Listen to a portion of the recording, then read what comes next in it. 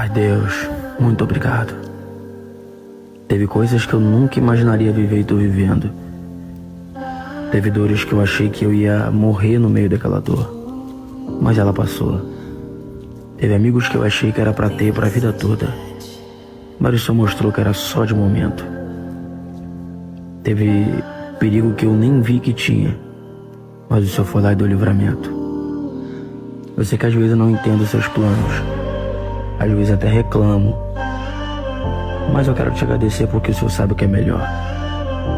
E entre a minha vontade e a sua vontade, que a sua vontade seja soberana sobre a minha. Eu sei que às vezes a gente quer que o Senhor faz o que a gente quer, mas é muito melhor quando o Senhor faz o que a gente precisa. E eu sei que o tempo vai chegar. O Senhor me dá força para continuar fazendo o simples, o básico, e continuar guiando os meus passos, porque sem ti eu não sou ninguém.